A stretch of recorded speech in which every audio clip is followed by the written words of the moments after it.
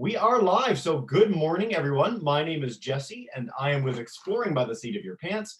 For those joining for the first time, we are all about bringing conservation, adventure, and science into classrooms around the world. And we're so excited today because we have 7 classes joining us from literally all across North America. It's crazy, and they're all super enthusiastic. So I'm going to give them a chance to say a bit of a hello before we dive in with our speaker. So we've got Miss Antunes, grade 4s in York in Pennsylvania. Hi, guys. Oh, you're the ones whose mic doesn't want to demute, but we'll say hi, we'll wave, welcome in. York. Hey, there we are, we got it demuted. Welcome in. We've got Miss Babcock's grade 4s in Hutchinson in Kansas. Hi, guys. And hi. Oh, hey. Hi. We don't know what happened to your video, but you're there and you're enthused, and I love it. We've got Mr. Lindmark's grade 4s in Canton in Illinois. Hi, guys. Hey. What you lack in sheer numbers, you make up for in screaming. We've got Miss Platt's grade 3s in San Antonio in Texas. Hi, guys. You're so loud you broke the mic. Oh, dear. That's awesome. Always great to have a San Antonio class. Miss Fusco's grade 4s in Algonquin in Illinois. Hi, guys. Welcome in. It's a double Illinois day today. I'm excited.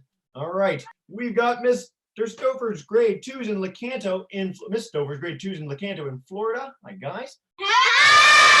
Hey, wow. It's been a while since I've had a Florida class. And last but not least, Mr. Bordaluzzi's grade 4 through 6s in Thunder Bay, Ontario, representing all of Canada. Welcome in, Mr. Bordaluzzi's group. Hey, guys. Hey. Of course, the reason you guys are all here today is for our speaker. So we are joined live by Stephanie in beautiful Glacier National Park in beautiful Montana, one of the most gorgeous states or places in the whole world, really. And today what she is going to do is talk to us about their namesake, glaciers, one of the most incredible land-changing, land-forming natural phenomena in the world. A lot of us don't know that much about glaciers, so I'm really excited personally to dive in as well. And so without further ado, thank you so much for joining us, Stephanie, and take it away. Well, good morning, everyone. I'm so excited to talk to you all today. And like Jesse said, I'm calling you from Glacier National Park here in Montana. So Glacier National Park is part of the National Park Service. The National Park Service is protecting all of the different special historic, cultural, and natural sites that we have across the United States. And that's over 419 different places, and Glacier is just one of them. And I know we mentioned that we are in Montana, but where exactly in Montana are we? So Glacier National Park is located in very far northwestern Montana. And you can see that right up here where I have that red star. That's going to be where we're located. We're actually located right beside the Canadian border. Part of Glacier National Park actually goes up into Canada because we are the world's first international peace park. So we really have some cool ties with Canada itself. And here at Glacier National Park, there are lots of things that make this place really special. We have really cool wildlife, a lot of really interesting history, but something that I think that's the coolest thing about Glacier National Park is our geology. Because personally, I love rocks, and I love to figure out, why do the rocks we see in places like Glacier and other national parks look the way that we do? So there's lots of different geologic forces that have really created the mountains that we see today and made Glacier look the way it does. But today we're just going to focus on one of those forces. And we're going to be focusing on the namesake force of our park, glaciers themselves. And we're going to be talking a little bit about what glaciers are, really kind of the glaciers that shaped this place, as well as current day glaciers, and to see kind of how those glaciers are changing over time. So we're going to dive right in with our first big question: what are glaciers? So to really kind of figure out how glaciers have changed a place like Glacier National Park, it's important to figure out what is a glacier. So basically, for a glacier, it is a big sheet of ice. And how glaciers form is that you have snow collecting on snow, collecting on snow. And that snow is going to sit there over a long period of time, and it's going to be pushing down and pushing down and pushing down. And over time, over a decent amount of time, it's going to start to form that glacial ice. And basically, to keep a glacier, you need to have more snow collecting in the wintertime than melting away in the summertime. So you have to be able to keep more snow on that glacier than melting away at the end of the season.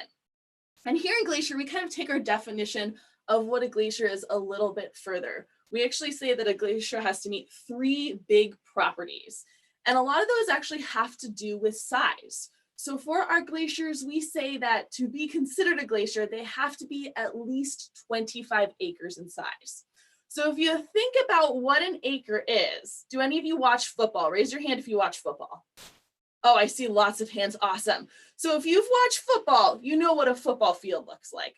A football field is about an acre in size. So if you imagine putting 25 football fields together, a glacier has to be at least 25 football fields in size. So a really big sheet of ice. Also, our glaciers have to be pretty thick or pretty deep. They have to be about 100 feet deep. So that would be if you were to take a semi-truck, you were to flip it on its end and then to stack another semi-truck on top of that. That would be about 100 feet deep. So really deep, really big sheets of ice. And then last but not least, one other big thing a glacier has to do is it has to be moving under its own weight. And when we're talking about a glacier moving, we're not talking about the speed of a truck driving down a highway. We're not talking about the speed of us walking. We're talking about very, very slow movement, but it has to be moving because it will be shaping the landscape as it moves. And here in Glacier National Park, we really had the presence of glaciers for a while. Our first big glaciers that came out to this area were here from about 12,000 years ago, all the way up to 2 million years ago. Back at the time, North America looked very different. So if you look at this photo right here, you can see a lot of North America, especially the northern regions up into Canada, was covered in snow and ice. We move over here, we are located kind of right in this area. You can see we were covered in snow and ice as well. And back at this time, the ice and snow was so thick that you actually could barely see the tops of the mountains sticking out of those sheets of snow and ice. So we had really big, what we called massive valley glaciers shaping our landscape. And how these glaciers shaped our landscape was kind of a unique process. If any of you have heard of the word erosion, glaciers are really a big force of erosion. And how they do this is those glaciers are going to be picking up lots of different pieces of rocks, mud, clay, dirt, things like that. They're going to be picking that up in the ice as they start to move. And I actually have a quick little demonstration for us to take a closer look to see how glaciers are a force of erosion and kind of how they change the landscape. So I'm going to switch our view right now. So we switched over here. So we're going to pretend that this piece of aluminum foil is the rocks here in Glacier National Park.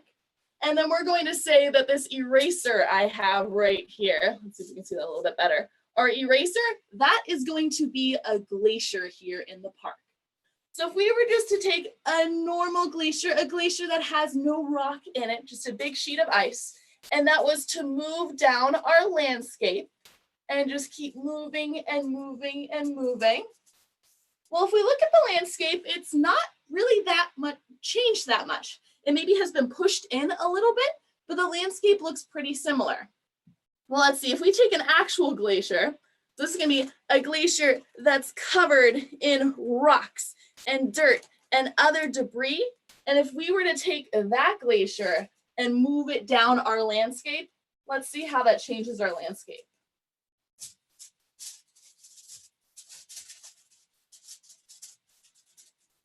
So as you see, once you combine in that dirt and that rock and those other materials, you can see that that really changes our landscape. You can see that that glacier kind of ripped a hole into our rocks right here. If you look back here, the aluminum foil got really ripped up.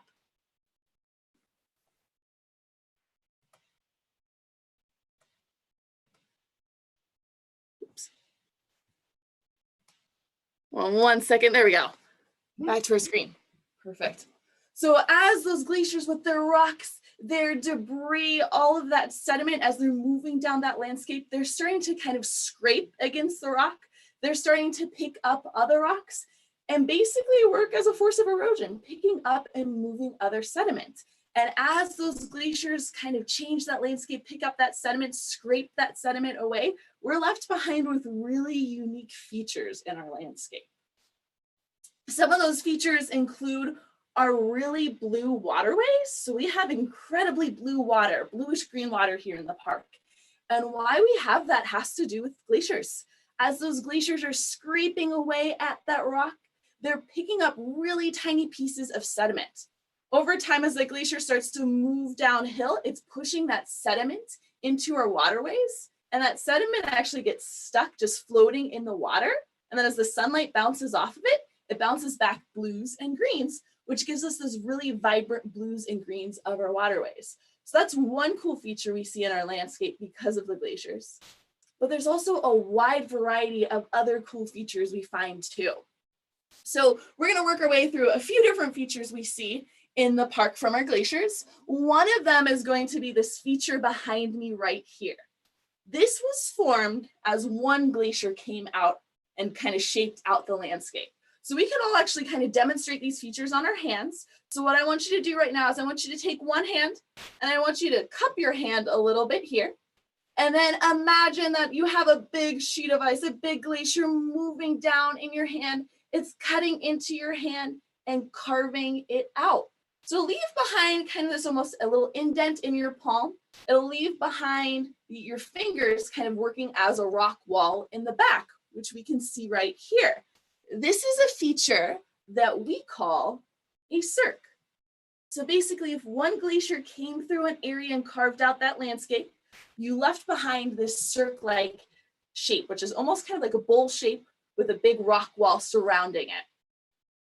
But let's say you were to have two glaciers carving out a landscape. If you had two glaciers carving out a landscape, you're going to leave behind something a little bit different. So for this demonstration, I want you to take your two hands. I want you to put them palms facing together. And then I want you to imagine that there's a glacier coming down this side of your hand and carving it out. And there's a glacier coming down the other side of your hand and carving it out.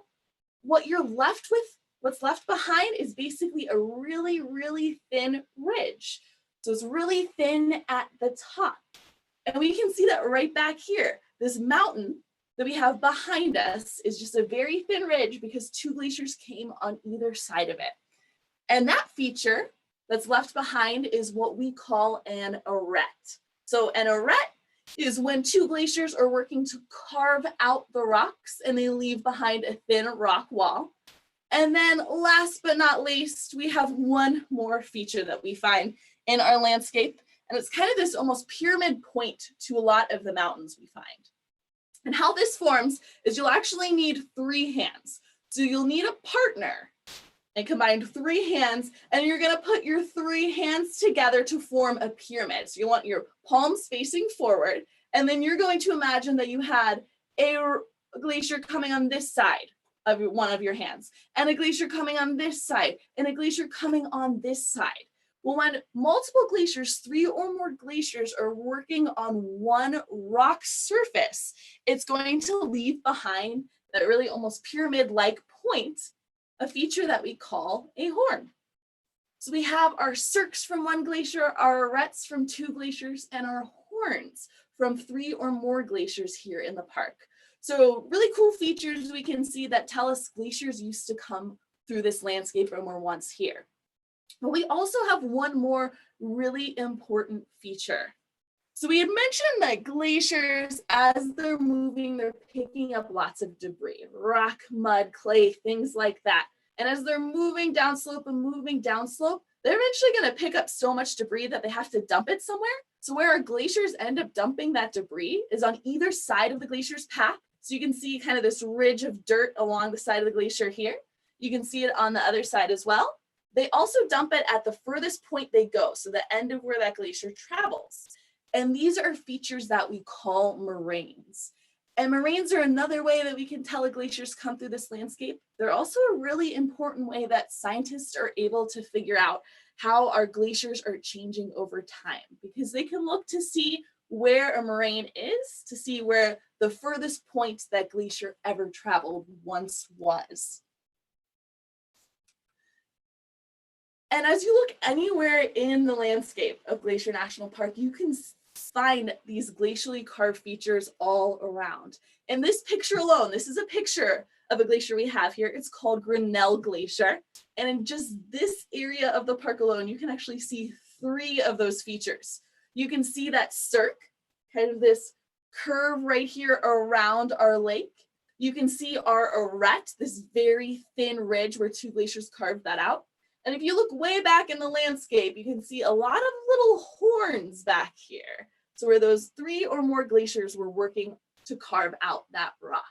So really these features are abundant across our landscape. And all of these features that we find, they were carved out by those glaciers that were here over 12,000 years ago. The glaciers that we currently have in the park, they didn't start to form until about 6,000 to 7,000 years ago. So there was kind of a break between when we had these big glaciers carving out our landscape and when we had the glaciers that we currently have today. And today here in Glacier National Park, we have 26 different named glaciers. And you can actually see a lot of those here on our map. Anywhere you see black font, that's going to be a glacier that still is 25 acres in size. Still big enough to be considered a glacier. Everywhere that you see red fonts, you can kind of see that around.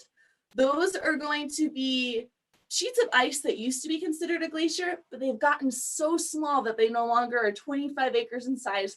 They're not 100 feet deep. So we don't consider those glaciers anymore.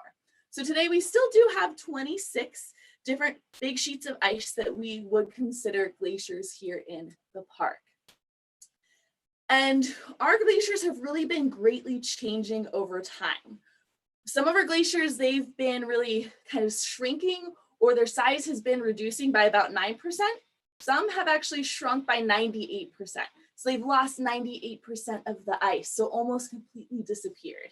On average, we can say that our glaciers, their size of our glaciers is getting smaller by about 68%. So they're about 68% of what they used to be. And how we're able to tell this is our scientists will actually go out in our rocks and look for clues in our landscape to try to figure out how big do these glaciers used to be. And they're looking for things like we mentioned before, moraines, those big debris fields. So if we look at this picture here, and you kind of see this big mound of sediment and debris, that is a moraine for this glacier that we see behind us. So that tells us that's the furthest that glacier's ever been, the biggest that glacier's ever been. So we can figure out from that, that's the biggest the glacier's ever been. If we keep looking at different images of these glaciers, we can figure out how much, basically how much they've shrunk, how much smaller they have been from when they were at their largest size. So our scientists are not only going to be looking at pictures of glaciers, they're also going to be going out and studying them. So they'll go out and take different equipment to try to get measurements of the size of our glaciers. They'll walk around the whole perimeter of our glacier to measure it, to see how big it is. They'll also go out and collect data. So they'll actually go out and dig what we call snow pits. So it's basically a really big pit in the snow. And at this point, they can go and collect snow to get different measurements. And a lot of times what they're looking for is how much water is in our snowpack. So they want to collect the weight of the water, and then they want to figure out how dense, or basically how heavy is that water in the amount, in a certain kind of volume or size of water. Because from that, they're able to figure out how much water is in this snowpack, which is really important for us to know, for how much water is in our snowpack, is in our glaciers as well. So those are just a few different measurements that the scientists are going to take to try to figure out a little bit more about our glaciers and to see how they're changing. One last way that they're really trying to allow other people, really visitors coming here to the park, really communities across the world, to better see how our glaciers are changing, is they are doing something that we call repeat photography. Basically, they're looking way back in our archives, finding all of these old historic photos of glaciers, and they're hiking out to the same points where these photos were taken and coming back almost 100 years later and taking a photo from that exact point, just to see how these glaciers have changed. So this right here behind me is a glacier that we call Grinnell Glacier. So we saw a photo of that earlier. This is a photo from 1910. So you can see that big sheet of ice, so that glacier was covering this whole area. Come about 100 years later in 2012, when we took another photo, you can see how that glacier has really changed. It's gotten a whole lot smaller. There's actually a lake left behind because so much of that ice has melted. We can look at other glaciers too. They've actually done this for most of our 26 glaciers. So another glacier that you can see that's greatly changed is going to be our Sperry Glacier. So this was a photo back from 1913. You can see that glacial ice covers a large chunk of the mountains. If we look back at this photo from 2008, a lot of the area that used to be covered by that glacial ice is no longer covered. So even our Sperry Glacier is kind of shrinking and getting smaller over time.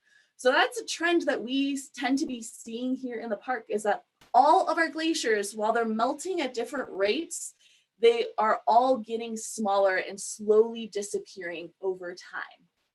But why is that important? Why is that significant? Why does it matter that our glaciers are shrinking and they're getting smaller? Well, why that matters so much is because glaciers, as well as all the snow that sits up in our mountains, they hold a lot of water. And all of that water is held up in those mountains in a glacier, and it slowly melts out throughout the year. So in the summertime, when it gets really dry here, glaciers are still melting out water and putting it in our lakes and streams. A lot of water from Glacier National Park, so we're going to be located kind of right at this point right here. A lot of our water is going to flow into other rivers that you all maybe have been to or you live nearby. A lot of water from Glacier National Park is going to flow out into the Pacific Ocean. A lot of water from Glacier National Park will ultimately flow out into the Hudson Bay. And water from Glacier National Park will also flow into the Mississippi and Missouri rivers and go all the way down into the Gulf of Mexico. So lots of people throughout the US really, and North America, really rely on water from Glacier National Park. So that's why it's so important for us to keep studying our glaciers and to learn how our glaciers are changing over time. Because not only does it mean our glaciers are disappearing, but it also means some of our fresh water that's coming to the park and outside of the park might be disappearing as well. So it's important for us to know how those are changing so we can kind of figure out how our water might be changing as well. So at this point, we've kind of made it through our talk all about glaciers, how glaciers have changed our landscape, how glaciers themselves are changing. So at this point, I think we're ready to open it up for any questions you all might have. I think we sure might be. Thank you so much for that, Stouty. What a fantastic presentation. So in addition to our 7 classes, we've had consistently between 15 and 17 other classes watching on YouTube, which means this is crazy popular. So for all our classes from Kansas, Texas, Ontario, Alberta, and more on YouTube, if you guys want to type in questions, I will take as many as I can. But with that said, let's start by heading to York in Pennsylvania for Miss Antunes' group. If you guys want to come kick us off. Oh, sorry, I just muted you again by accident. But come on back up, unmute your mic, and you'll be good to go. Yep, you're set. Okay, go ahead. Would there be any fossils in glaciers, and if so, what kinds? Yeah. So that's a good question. Are there going to be any fossils in glaciers? And if so, what kinds? So since glaciers are going to be kind of that big sheet of ice, they are going to be kind of melting out and disappearing. So you wouldn't think they're not going to be like fossils like we typically think of that are going to be preserved in our rocks.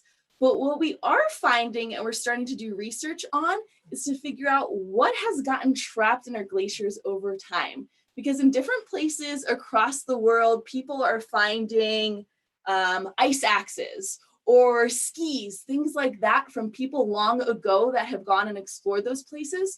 So we're looking to see what might melt out of our glaciers. Specifically, we want to know if there's anything from the first inhabitants of Glacier. So the different native tribes that are really deeply connected to this land, we're looking to see as these glaciers start to melt out, if anything comes out of that melt that will tell us a little bit more of the people that lived here before we were a national park. That's a really good question. It is a good question. What a neat answer too. Archaeology at its coolest, literally and figuratively. All right, Miss Babcock's class, if you guys want to come up, go for it. Let's see. So I am wondering, what is the average temperature for glaciers? Yeah.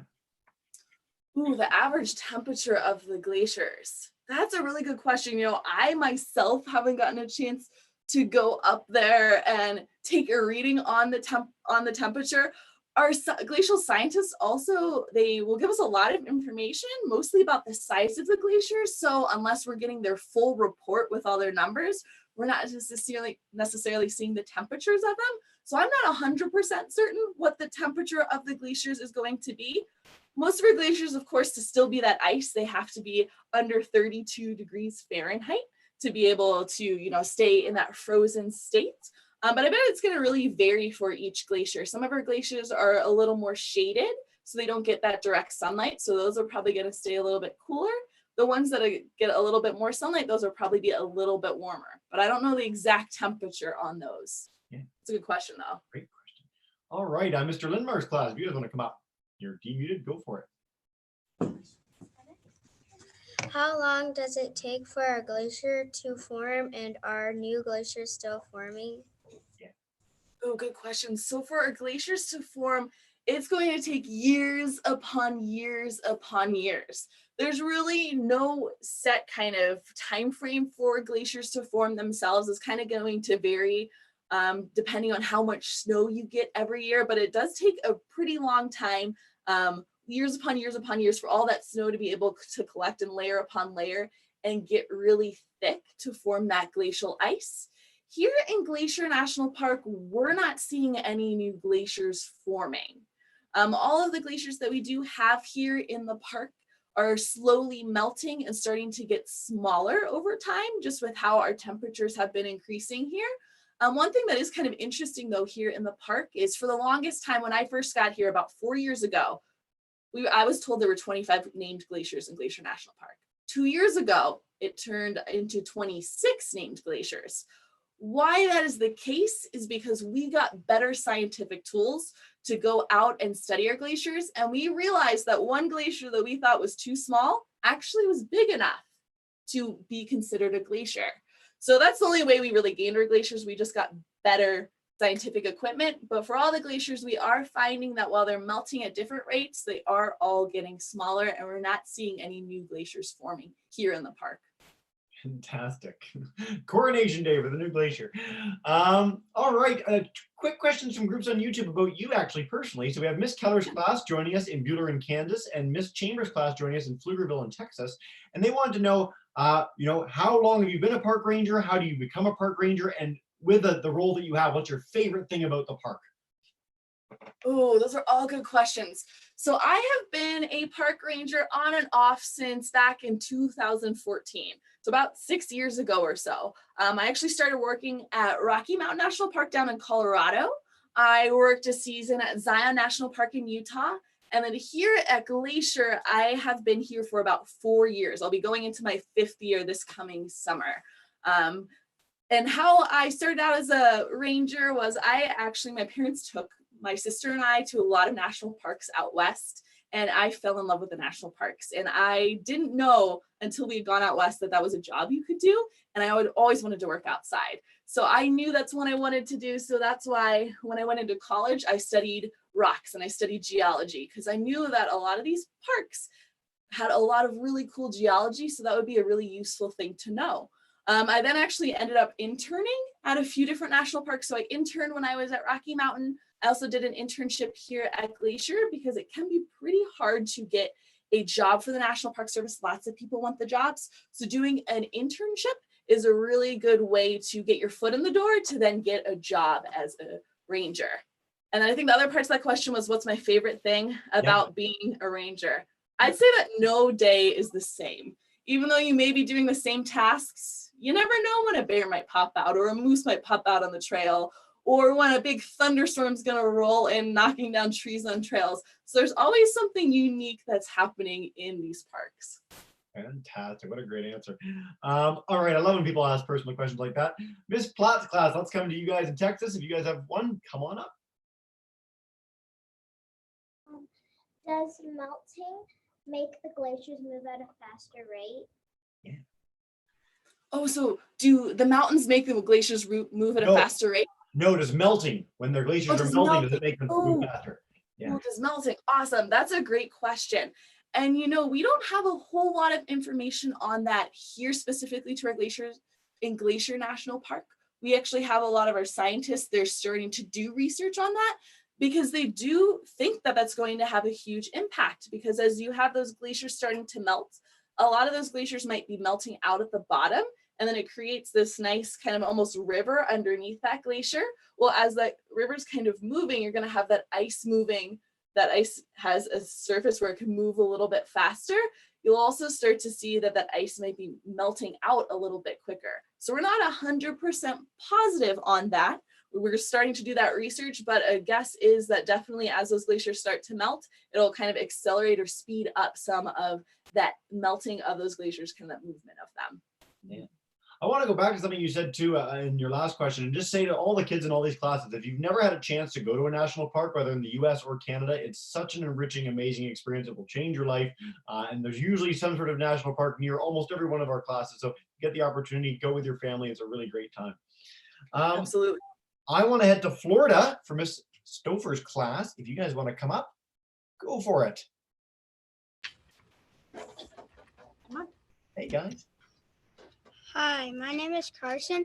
What kind of rocks and minerals do you find in it? Great. Yeah, great question. Ooh, that's a good one. So what kind of rocks and minerals do we find here in the park? So here at Glacier National Park, our rocks are mostly what we call sedimentary rocks. Basically how they form is you get different pieces of sediment. So that's gonna be clay, mud, silt, sand collecting in layer upon layer upon layer. And then over time, those are going to form our rocks. So our rocks were mostly considered, we have a lot of what we call argillite. That's going to be kind of a mudstone-like rock. So as those form, there's kind of a little more mud in them. Really, probably the most common mineral that we find in our rocks is going to be iron. So iron is something that we all need, to stay strong. Well, our rocks also have that iron to stay strong. And what's cool about the iron is that the iron in the rocks, it actually changes the color of the rocks. So sometimes that iron will make those rocks look a little bit red. Other times it might make them look a little bit green. So the iron has a big role in changing the color of the rocks here in the park. I hope for all the students that all of you end up as passionate about something in your life as Stephanie is about rocks and them changing color, because that was awesome. I want to pass along a question from Mr. Matthews' class on YouTube. He wanted to know, the student in the class wanted to know, what about the cleanliness of the water coming off glaciers? You talked about it going to all these river systems. Is it clean to drink? Absolutely. So here in Montana, the state of Montana will test our waters, and they actually classified all of the waters in Glacier National Park as A1. That's the highest standard for cleanliness in our waters that you can have. So we have very clean water. That being said, even though our water is very clean, you should not drink the water. Even if it's coming right off a glacier, you want to filter that, whether that be with an iodide tablet or you might have a water filter pump. You always want to filter water. The only reason is because there's naturally occurring bacteria in our waterways called Giardia. That just comes from all the wildlife we have here in the park. The park is their bathroom. That will then get washed in our waterways, and that is where Giardia comes from. And Giardia is really going to give you a really bad upset stomach. So you always want to filter the water, even if it's coming right from a glacier. Yeah, great answer. All right, Mr. Bortoluzzi's class, let's go to you guys. Come on up. Who named the glaciers? Who named the glaciers? Yeah. Who named the glaciers? So kind of varies from glacier to glacier. Some of our glaciers are named after really important people in the park's history. Like we have Grinnell Glacier. George Bird Grinnell, he was a person who actually really pushed to get Glacier protected as a national park. So there's a lot of things in our park that are named after Grinnell. Sperry was named after a man who also was really a big proponent, a big strong enforcer of trying to get this place protected. So those two were named after people. Some of the other ones I think were probably just named by our scientists. Some of them kind of have funny names. There was one, it's no longer a glacier, it's called Pumpelly Glacier. Not quite sure how it got that name. So some of them may have been from the people who actually found the glacier. Others were just named after important figures in the park's past. Yeah, awesome. All right, we'll do a last one of our first round of questions, and we'll see if we can take a few more after that. Ms. Fusco's class, if you guys want to come up, go for it. How did you get interested in learning about glaciers?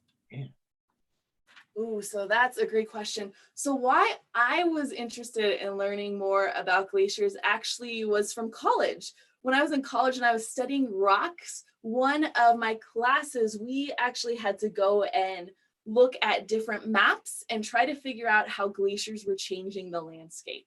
And after learning a little bit more about glaciers and really figuring out how they were such a big force that changed our landscape, that made me really interested in them. And then when I came here to Glacier National Park and learned about how important they are for the survival of people, plants, and animals here in the park, that's what really got me super interested in them. I wanted to learn more about these big sheets of ice and how really kind of their disappearance here on this landscape, how that could impact this place. Fantastic. And when we're done for all our students too, I'm going to pass along links to learn more about Glacier National Park, their Twitter page, glaciers in general, and we'll ask if there's any more resources that Stephanie thinks of too. So if you're keen to learn more, lots of opportunity out there. So I want to take a question from a class, Miss Allen's class, one of my favorite places in Kingston, Ontario. They said, because this park is shared between two countries, this International Peace Park, are there any difficulties with the park officials, different laws, anything like that? Or is it just a happy endeavor all the time? So for the most part, we work really well together. So we're going to be working with Parks Canada, who manages our sister park, Waterton Lakes National Park, across the border. And it's awesome actually to be part of that International Peace Park with them, because we've seen 2 prior summers where we had 2 big wildfires right across the border. That meant that we had wildland firefighters from Canada as well as the US working together to try to manage those fires. And this was at a time when there weren't a lot of firefighters available across the country. So that was awesome to be able to share resources to fight fires. We share resources to work together to manage visitors in the park as well as the wildlife. Really the only differences we do have a few differences in our rules, and that can get a little confusing to visitors if they go from Glacier into Waterton or Waterton into Glacier. Here in Glacier National Park, we don't allow dogs on trails. That's only because dogs, if they're marking their scent along trails, a lot of times that will attract things like mountain lions, wolves, bears to the trail, and then people have a greater chance of running into those animals, which can get unsafe. Yeah. Up in Waterton, they do actually allow dogs on trails. So that's a big distinction. That can get a little confusing to visitors if they're going from park to park. That's probably the biggest the biggest difference I can think of. So just some of our rules might be a little bit different, but we really work well together to manage our resources. Canada and US sure are friendly countries. We like each other. Awesome. All right, we're going to take a few more questions. I know kids are going to lunch soon, so I'm going to whip into Miss Babcock's class. If you guys want to kick us off and ask another question, go for it. What causes icebergs to fall off glaciers? Yeah. So was that one? What causes icebergs to fall off glaciers? And a good question. We've been getting it from YouTube classes too. So how do they fall apart? Okay, so for when we're thinking kind of those big icebergs or whatnot to fall off glaciers, most of the time you're going to see that in those coastal glaciers. So glaciers that are in the ocean or in big water bodies. Here in Glacier National Park, all of ours are going to be continental glaciers, or basically they're going to be on the land itself. So on the coastal areas, I'm not 100% certain what would be causing those. I think a lot of it would be kind of parts of those glaciers are starting to melt out. They're starting to get a little bit warmer. And a lot of times it could be either the bottom part as that starts to melt out. It might be what we call kind of undermining or kind of breaking apart and then kind of chunk off and fall off that glacier. Here in Glacier National Park, a lot of ours are just going to be, you're going to get that melt from the top, or you might get it melting at the bottom surface. And if you do get it melting at that bottom surface a little bit faster than the top, that's when you could get big chunks falling off, is when it starts to get too kind of melted out at the bottom. You might get a chunk just kind of falling off the end. I've actually heard it happen before at Grinnell Glacier, that one I showed you earlier where there's that little lake at the bottom. So I actually was up there one day when I hiked and I actually saw a chunk fall off. It wasn't very big because that's not a huge glacier, but a chunk did kind of fall off. It might have just been that the water had warmed up a little bit and melted out that glacier kind of from the bottom and it broke off. Yeah. Great questions today from all our students. Like seriously, really, really engaged classes today. I wish we could go all day. I'm going to take one more question, just picking at random. So Miss Stouffer's class, if you guys want to come up and wrap us up, go for it. Are glaciers flat or bumpy? One, are glaciers flat or bumpy? So a lot of times when we think of ice, we kind of think of a nice, flat, smooth surface. And I know for a fact that our glaciers here are quite bumpy because I have hiked on and around some of these glaciers. So a lot of times why they get really bumpy is because they have all of that rock, all of that sediment in them. So they can't stay that nice flat surface. Also, as they melt out, some parts of them might be melting a little bit faster. So you might kind of get big dips in those glaciers, and then kind of how that snow sticks on them or even other rock and material that falls on them. If more snow and ice starts to collect on that, it's just going to make a pretty bumpy surface for those. Thank you so much to that student for actually physically illustrating what bumpy looked like with the jump. That was amazing. Makes my day. Stephanie, before we wrap up, is there anywhere we can guide kids to learn more about Glacier National Park, more about glaciers? Where can we send them when they're done? Absolutely. So our site, our National Park Service site, is a great resource to look at for more information about Glacier. And also another good resource, and I think it's linked off of our National Park Service site, is if you look for the United States Geologic Survey.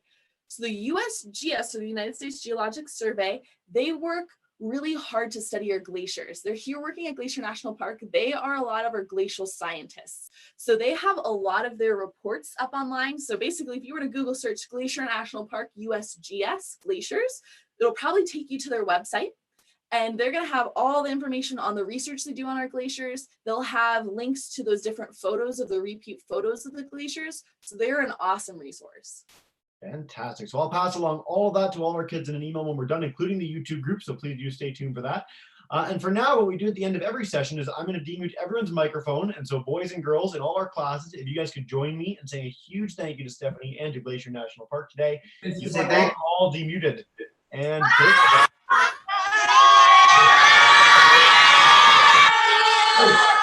You're gonna come up to us. so much. You guys are crazy. I love it. To all our classes today, seriously, what a bunch of enthusiastic classes. This was awesome. Thank you so much. And Stephanie, thanks so much for joining us today. What a fantastic presentation. Absolutely. Thanks for giving me the chance to talk to everybody. It was great to talk to you all. All right. Have a nice day, everyone. And bye.